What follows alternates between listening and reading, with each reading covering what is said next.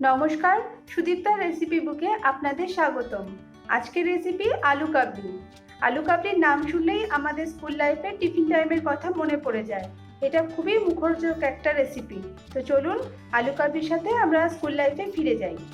আজকের ভিডিওটা ভালো লাগলে অবশ্যই লাইক, শেয়ার আর কমেন্ট করবেন। আর আরও নতুন ভিডিওর আপডেট পেতে প্লিজ আমার চ্যানেলটাকে সাবস্ক্রাইব করবেন।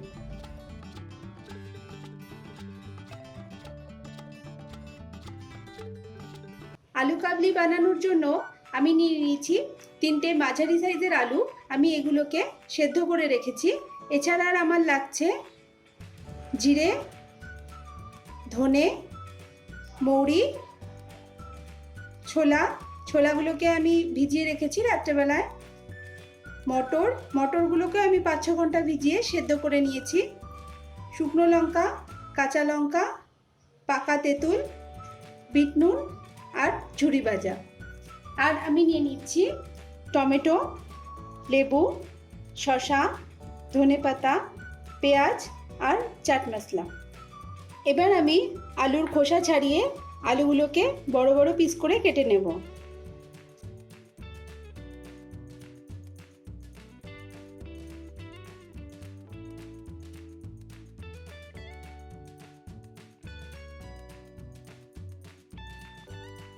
এবার আমি আলুটাকে কেটে নেব।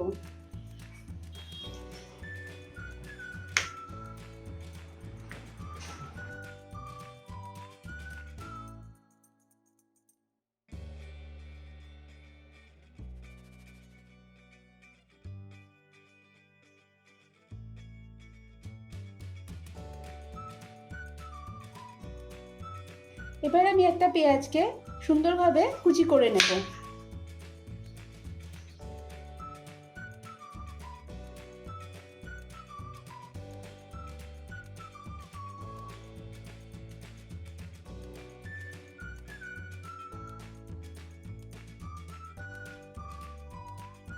এবার একটা ছোট সাইজের টমেটো আমি কুচি করে কেটে নেব।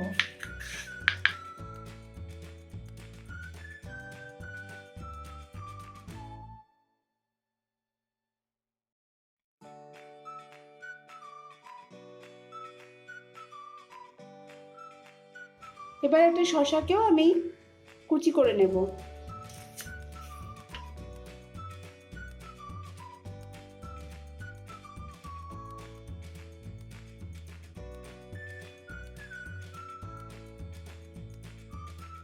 এবার আমি একটা লঙ্কা কুচি করে নেব। ঝালটা অবশ্যই আপনারা নিজেদের স্বাদ মতো দেবেন।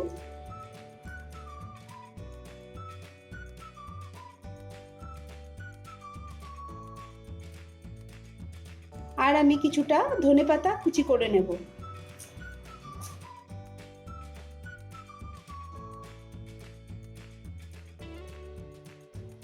ভাজা মশলা বানানোর জন্য আমি একটা কড়াই গরম করে নিয়েছি। এবার কড়াইয়ের মধ্যে 2টো শুকনো লঙ্কা দিয়ে দিলাম, হাফ টিস্পুন জিরে দিয়ে দিলাম, 1 টিস্পুন ধনে দিয়ে দিলাম আর 1 টিস্পুন মৌরি দিয়ে দিলাম। মাঝারি আছে এগুলোকে হালকা করে ভেজে নিতে হবে।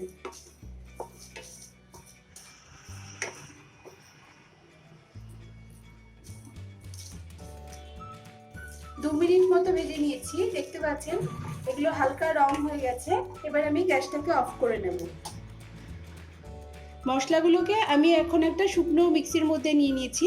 এগুলোকে আমি এবার ভালো করে ব্লেন্ড করে নেব। দেখতে পাচ্ছেন মশলাগুলো আমি সুন্দর করে ব্লেন্ড করে নিয়েছি। ভাজা মশলাটা রেডি হয়ে গেছে। আমি একটা পাত্রে তেঁতুল জলে ভিজিয়ে রেখেছিলাম।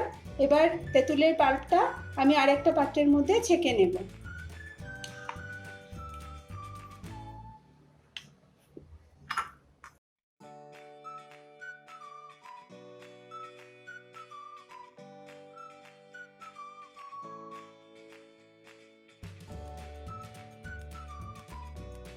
এবার আমি একটা বড় পাত্র নিয়ে নিয়েছি। তার মধ্যে সেদ্ধ করে কেটে রাখা আলুগুলো দিয়ে দিলাম, পেঁয়াজ কুচি দিয়ে দিলাম, শসা কুচি দিয়ে দিলাম, টমেটো কুচি দিয়ে দিলাম, ছোট এক বাটি ছোলা দিয়ে দিলাম, সেদ্ধ করে রাখা মটর দিয়ে দিলাম। এবার যে ভাজা মশলাটা আমি বানিয়েছি, 1 চামচ ভাজা মশলা দিয়ে দিলাম, স্বাদ মতো বিট লবণ দিয়ে দিলাম,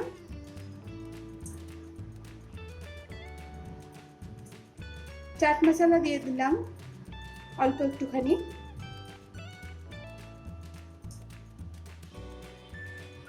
লেবুর রস দিয়ে দিলাম অল্প,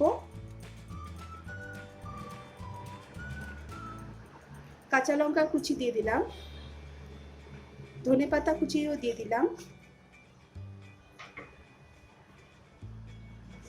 এবার তেঁতুলের পাল্পটা দেব। টকটা অবশ্যই আপনারা স্বাদ অনুযায়ী দেবেন, যারা বেশি টক খেতে পছন্দ করেন তারা একটু বেশি দিতে পারেন। আমি 3 চামচ মতো দিলাম। এবার এটাকে খুব ভালো করে মিশিয়ে নিতে হবে।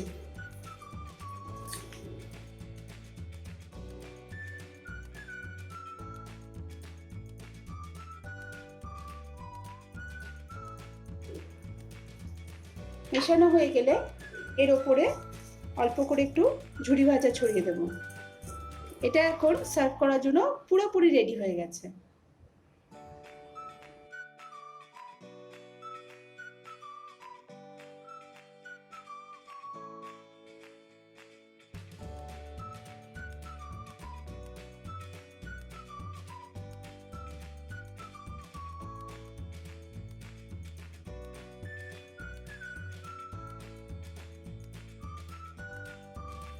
তো বন্ধুরা, আজকের ভিডিওটা আপনাদের কেমন লাগলো? আপনাদের মতামত অবশ্যই কমেন্ট বক্সে লিখে আমাকে জানাবেন। আর যারা এখনো পর্যন্ত আমার চ্যানেলটাকে সাবস্ক্রাইব করেননি, প্লিজ চ্যানেলটাকে সাবস্ক্রাইব করে নেবেন। নেক্সট সেশনে আবার নতুন রেসিপি নিয়ে দেখা করছি। নমস্কার।